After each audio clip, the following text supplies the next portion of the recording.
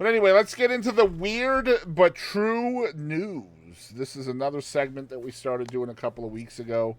Um, this week, what we're going to do, well, we kind of did this last week too. I'll pick one, Katie can pick one. And then I don't know. Let me see if I can get Cool Me access to this real quick. I hadn't looked at these yet. Oh, I'm picking mine, and you know that's going to be mine, so you can't have it. I just sent you that link, Cool Me. Okay, got you. It's the only one that you're going to look at and be like, yeah, that's for Katie. So, mine. Okay, so the one I'm going to pick, the headline is My Son Went to Prom Inside a Body Bag. It was a brilliant stunt his classmates will never forget.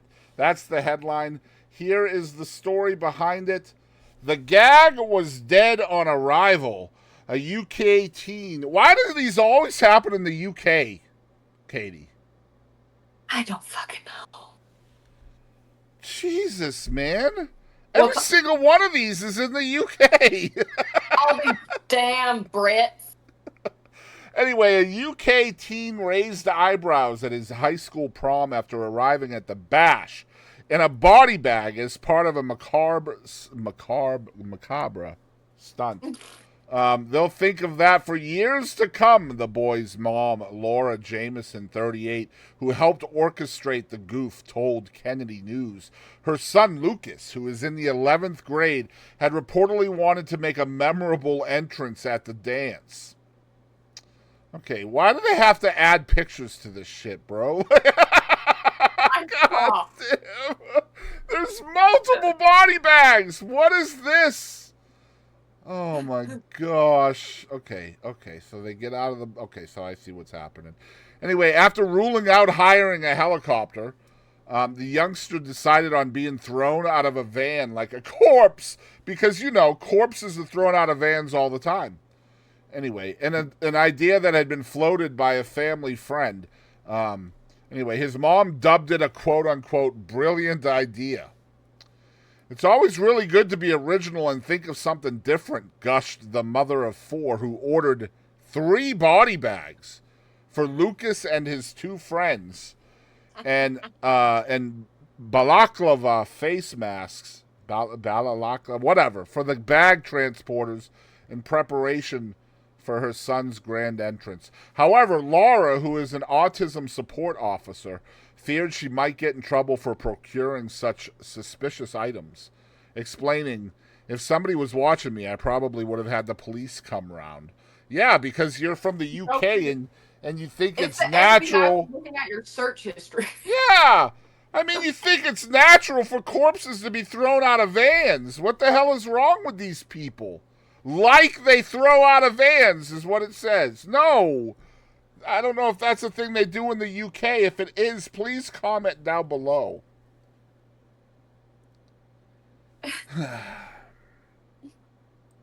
I saw the pictures, I scrolled past and I was like, man, nah. And then I saw this one. And I'm like... Well, I mean, I can see why these 3 boys were dateless at this prom. I like it, man. I have a nephew. He actually just had a baby, so he's a little more mature now.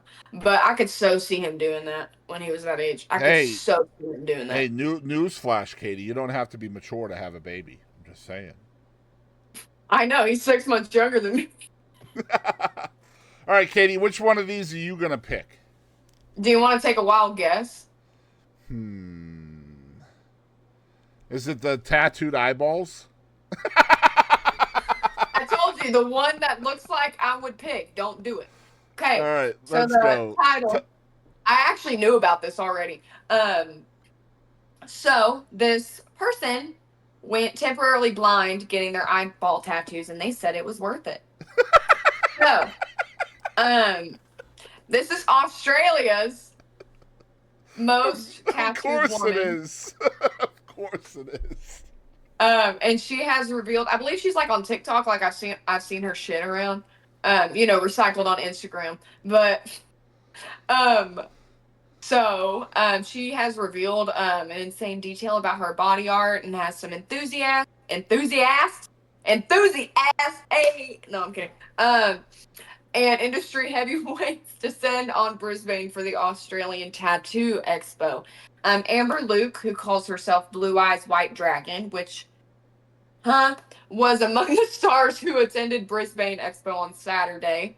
That was this past Saturday. So, whatever that was, y'all can figure that out. I don't remember the date, and I ain't about to look because I'm already having ADD moments over here. Okay. The event has been held in cities across Australia for the past 15 years, attracting about 60,000 people through its doors each year. It is a big deal. I've heard about all of this shit, and I actually saw this like yesterday. So anyway, she went on her Instagram, featuring her 250 tattoos along with multiple piercings and implants. It's kind of her thing, like on Instagram, and like it's like her whole brand is her tattoos, and you can see pictures. There's no color in her tattoos whatsoever. There's pictures here, and it's all black. Black. Like, yeah, there's no color whatsoever. It's not for everybody that like likes tattoos. She has blackout work like done on her leg. A lot of it is like portraits or like geometrical shit, but she does have a little bit of like full blackout work done. Yep. Like her whole, and it looks like white ink or like scarification possibly on top of that blackout. Anyway, she got her eyeballs tattooed at age 22. And the excruciating process rendered her blind for weeks. Man. She, oh my God. She said, speaking on the Apollo Show podcast earlier in July, she said the process about taking back something that was never really mine in the first place. I don't know what the fuck that means, but now what the fuck that means. Anyway, so she had them done before, so she returned from Brazil to have them redone. Okay, so that's what I'm assuming. Maybe she means by that. She went back for more, bro. Like, what? She said, you know what? I may have gone blind for 3 weeks, but it turned out to be quite an okay experience. The way I saw it back then, it botched me for 3 weeks. I really wanted to make that completely separate to what it actually was. I can understand that to an extent. I would never be as modified as her. I would never get that many tattoos like her. I just can't.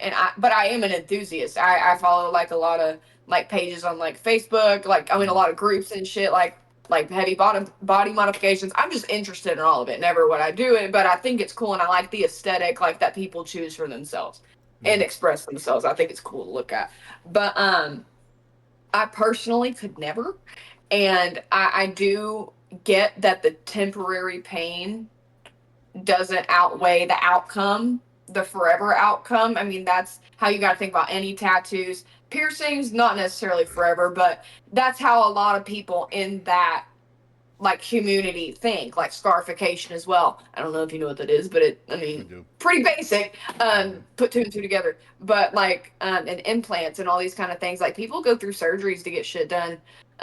Like it gets pretty deep. But I get it, and I get that I get that mindset, but being blind for 3 weeks, I can't imagine your eyeballs, bro. Like, no, absolutely not. And they don't do anything. I've seen videos of like them actually doing it, and the person's just like, I mean, that's a whole lot of trust to put into somebody else's hands, man. And no actual, like, you got to go to like some side shit. Not a lot of people will do that.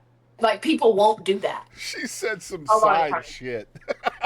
Yeah, that black market tattoo shit. I know, like how people get black market, like, injections and shit. You got some dude over here in a damn taco truck tattooing eyeballs. Kumi, do you want to hit us with a story? Have you picked one out? I have picked one out. Do I just read the article or? Yeah, pretty much. Yep. Okay. So this one is. This strip club has a UFO on its roof. Here's the bizarre reason why it's up there. Oh shit! No, go ahead. Go ahead. Do it. Talk about a close encounter. One strip club in Florida is out of this world, and we're not talking about the dancers either. Tampa's aptly named 2001 Odyssey has become a genuine roadside attraction thanks to the massive UFO, complete with colorful lights at night sitting on top of the building. The club's website notes it has been featured in films like The Punisher and the skater video game Tony Hawk's Underground. I did not know that. The story of the elaborate piece of the rooftop flare dates back to 1969, the same year Apollo 11 left Cape Canaveral. Cape Canaveral, yep. Okay, for the moon, when a Finnish designer introduced the idea of interstellar 500 square foot modular homes designed to evoke an alien craft. They came with a deployable door hatch, porthole like windows and all. But the Futuro concept, dreamed up by Matti Saronen, didn't land well with the public. An underwhelming amount of units were sold stateside, and the business folded in 1975, according to the Tampa Bay Times. Still, Florida Futuro's sales manager Jerry DeLong wanted to believe in the concept. His son Bruce DeLong told the outlet.